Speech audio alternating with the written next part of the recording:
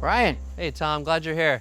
Nice to be here. Appreciate it. You wrote me about your roof. Yes, we've got some moss on the roof. We'd love to have you check it out. All right, let's take a look. Over Right here, on I'm this side, guessing? yep. Yeah, I can see the trees. That's usually a sign. Anyway, we get shade, you're gonna have moss, and you've got moss, I see that. Yeah, we got a fair bit of it. Yeah. You know, the best thing is to try to get sunlight on the roof. You could cut down some trees, but... Don't really want to do that. We'd love to keep them, and they're our neighbor's trees. Yeah. Well, cutting down the trees on this side here is still not gonna be enough. Okay. Because the sun is coming from the other side of the house. Right. This little bit of shade that the sun doesn't get will still grow moss. It might not be as bad, but it's still going to grow moss. All right. What can we do about it? Well, first of all, we have to take it off. The reason we have to take it off is because it's going to shorten the lifetime of your roof. Okay. That moss holds moisture when it gets wet. Longer, the shingle won't dry out. So the shingle gets saturated. That moisture is then transferred to the sheathing, and it could rot the sheathing. Okay. I don't want that. No, you don't want that. So we got to get it off. Let's get rid of it. Okay. All right, Brian, working on a roof is dangerous. So we have our harnesses, we have our line, our fall protection, and a bracket that I've screwed to the rafter so that we don't fall. Okay, great. Okay. Now, the first thing we want to do is we want to lightly sweep off the roof and remove some of the moss.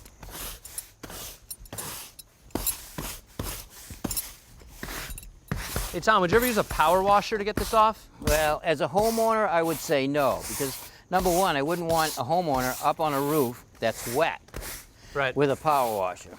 And you could also damage the roof shingle if the power washer is too strong. Okay.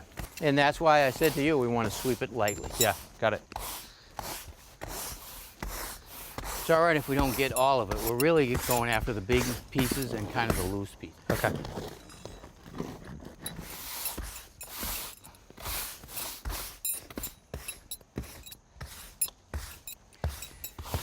All right, we've removed most of the moss that was on the roof, swept it clean to get rid of the debris. There's still another step that we have to do, but before we do that, I want to install this metal strip right here across the top of the roof. What does that do? This is actually a zinc strip. Okay. And what the zinc does is it'll be exposed, so when the rainwater hits it, the rainwater will take the particulates out of the metal. It will run down the roof. It will kill off the moss, the lichen, and the mold. Really, and that works? That works, and so will copper or lead. Great. All right, so now you take this roll. You're gonna roll it out a little bit, and watch out for the edges, because I don't want you to cut yourself. I'll get it started right here. Let me get one nail in here before you go too far.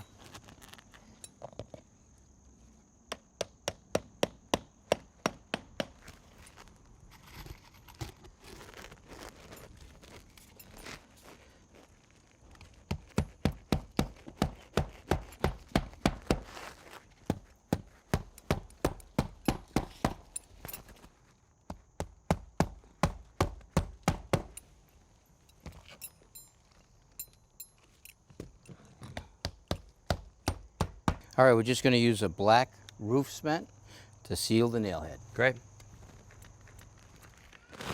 Have you do that. Okay. And then what I'm going to do, I'm going to also drive it home, and you're going to put another one on top of it. Great. The reason we're face nailing this and sealing the nail is because we're nailing through the flange, and I'm keeping it up high to the ridge vent. Normally, we could keep it down 1 or 2 rows. Okay. And that would slide up underneath the shingle, and then the shingle would hide the nail. But your roof has so much moss up under that ridge vent, I felt it better to put it tight to the ridge vent. All right, now we're just going to wet down the roof with these pump-up sprayers, and we've mixed about 1/3 of a gallon of bleach to 1.5 gallons of water. Okay. And I had you wet down the grass and the plants down below, so that if any bleach spills down there, it won't kill the plant. Great. How long will it take to kill all this? Oh, it's probably going to take a few days. And before you know it, you won't have any moss.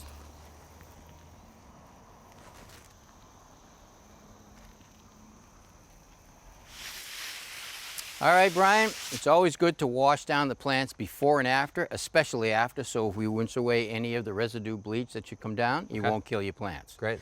Now, it's probably going to take a few days for that moss to start dying.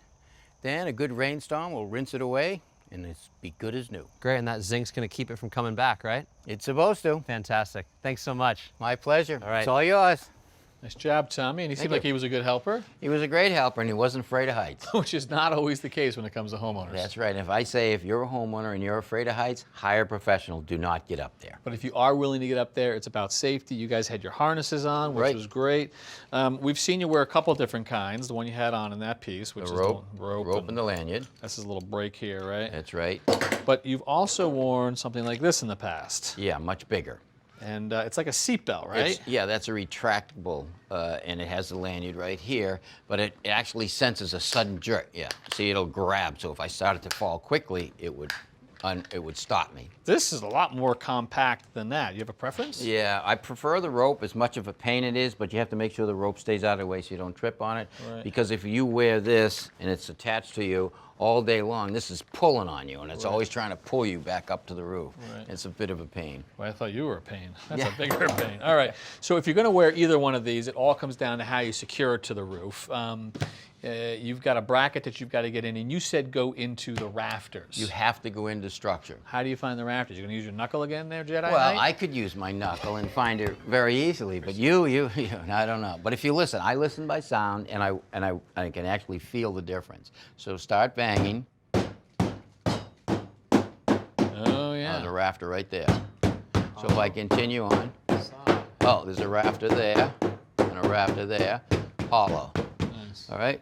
So the idea of it is you can go to the home center and you can buy a starter kit like this. Right. And in that starter kit, it gives you pretty much everything you need, from the harness to the bracket that you mount on the roof, the screw, and the rope. Okay. All right? So this goes on a ridge. There's different types. This one goes over a ridge. You find the rafter, you place it over it, and you put 6 screws on this side, 6 screws on that side, and you attach your bracket to it. Great. You survived the day. You don't fall off the roof. Now you got to take that off, and you got 12 holes through your roof. 12 holes aren't bad. You haven't fallen and you haven't got hurt. But those 12 holes are easily repaired. You just take, there's a tube of caulking, and it actually has a roofing mastic in it. Yep. With the tip, you force the caulking into the hole, and you just smooth it over, and that won't leak. Same stuff that you use to seal the nails when you're hammering in that metal strip. Exactly. Awesome. Good information, Tommy. Thank you. Thanks for watching. This Old House has got a video for just about every home improvement project, so be sure to check out the others. And if you like what you see, click on the subscribe button. Make sure that you get our newest videos right in your feed.